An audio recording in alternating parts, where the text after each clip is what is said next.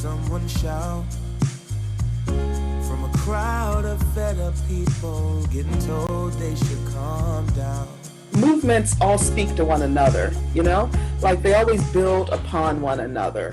Lesbian, gay, bisexual, transgender, and queer people have existed throughout history, facing discrimination, inequities under the law, and incidents of hate and violence. These are also conversations that have been happening for decades. In America, you can see the evolvement of LGBTQ people fighting for their rights, from the creation of the Society for Human Rights in 1924 to Stonewall, and grassroots movements birthed out of the bigotry and biases they faced for decades. Dr. Kalima Young with Towson University. I just want to make sure that we understand that there is no linear narrative about the queer rights or gay rights movement. And I also want to make sure that we are clear that POC and gender nonconforming folks have been in these streets from Jump Street. We sort of create this idea of linear history in our CeCe head. Green, who's a teacher in the district, says it was the energy from the Black civil rights movement that helped fuel the fight for gay rights. A lot of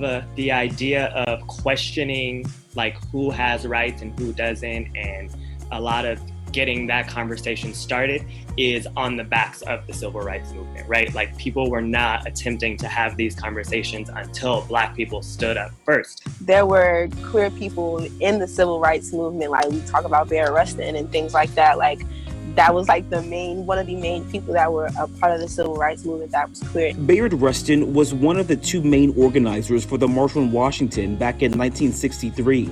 But due to criticism over his sexuality and LGBTQ people at the time, he often stayed behind the scenes, influencing and advising civil rights leaders. Bayard Rustin was still struggling with being a queer person in that movement and whether or not his identity, his whole self, could show up and be visible in that movement. And fast forward to 2020, more and more LGBTQ people are now openly and unapologetically leading in this movement, presenting the issues that matter to them and insisting that all Black lives matter. The idea that queer folks are not sort of cowering in the corner and not having their contributions erased from this movement is what feels different this time to me.